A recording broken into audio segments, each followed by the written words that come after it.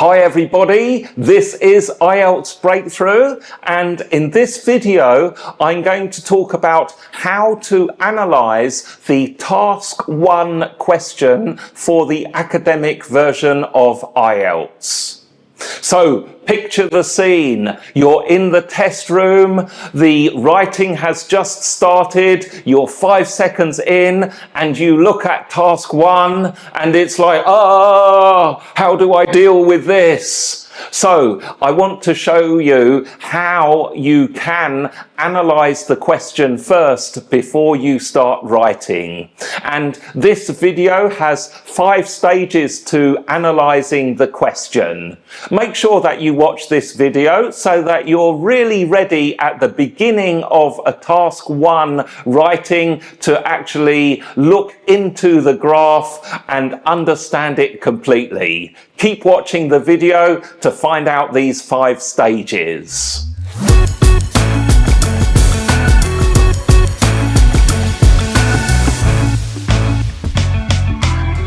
If you're new to IELTS Breakthrough, thank you so much for clicking on the video. IELTS Breakthrough is a YouTube channel that helps you get a higher score in IELTS. If you're going to study at an international university or progress in your career or even move to another country, this video channel will be useful for you. IELTS Breakthrough has free tutorials available on YouTube for anyone who is taking the IELTS General Training, IELTS Academic or IELTS Life Skills. Please make sure that you subscribe, hit the notification button so that you don't miss any of these important content-packed videos. So let's get started with the 5 tips. And this video really is concentrated on the Task 1 academic question. So this is a question where you need to describe the trends and the data, the information as shown in a chart.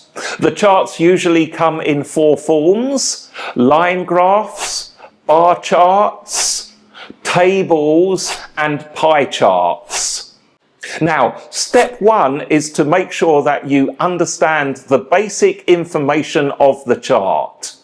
So first, read the description. Each question will always give a description. Basically, the graph shows us about blah, blah, blah. Read that description carefully. Underline the key words there. Also, the chart might have a title. Make sure that you read and pay attention to the title. Pay attention to any axes. For example, with line graphs, you need to pay attention to the X and the Y axis. With the bar charts, you need to make sure that you understand the names of the columns. Pie charts, you need to know the names of each piece of the pie. Also, be clear about the unit of measurement. Now, basically, the unit of measurement, there are only 2 choices. It will either be as a percentage or as a number, but make sure you are clear on that. And lastly, also be clear about the time frame in which the chart is situated. Most of the charts will describe a time frame in the past. However, not all of them do. Some of them also go into the future, and the chart shows data that is predicted for the future. Make sure that you are aware of that. That's step 1. Considered a number of features. However, just remember that it does only take a few seconds to cover all of those points. And understanding the basic information on the graph should only take you a minute or 2. Once you have understood the basic features, the next step is to look for the key information. When you write your overview, you need to describe what the main message of the chart is. So one of the first things is to look at that chart and think, well, what are the 2 or 3 biggest trends that are shown there? Because that's what you need to present first. The good news is that the 2 or 3 key features are usually not very difficult to spot. Because they are the biggest trends on the graph, they are pretty easy to see. So kind of look at it and think, well, what stands out to me? There might be a little bit of debate, but that's okay. If the third one you're not completely sure of, you can choose according to your own interpretation. Once you know what the key features are, step number 3 is to break the chart up. Usually this will be according to categories.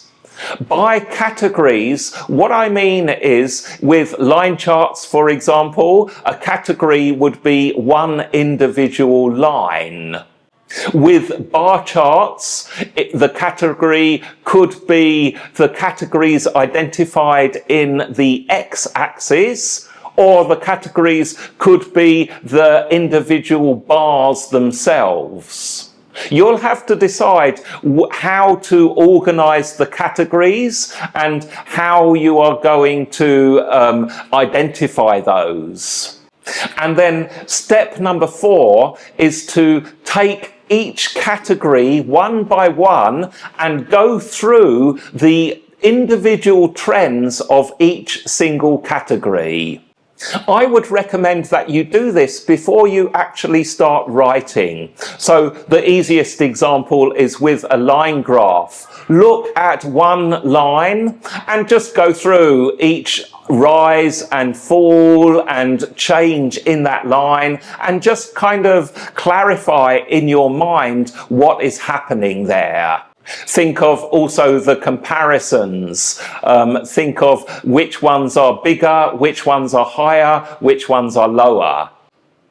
And then finally, the last step is to organize your writing according to the Task 1 framework. Now, the Task 1 framework is where your opening paragraph is the overview, and then you have the detailed description divided into individual paragraphs where one paragraph equals one category. Just have a think about that before you put pen to paper or fingers to keypad and start writing your answer. And that's it, ladies and gentlemen. They are the 5 simple steps that you should use when you are analysing that Task 1 question. There might seem a lot to do in these steps, but actually it should only take you a minute or 2 for each step. So aim to go through this in about 5 minutes. Let me just remind you of the steps. Number 1, understand the basic information. Number 2, look at the key features. Number 3, break it up according to category. Step number 4, look at the remaining trends. Consider the trends for each individual category, that is. And step number 5 is to organise using the Task 1 framework.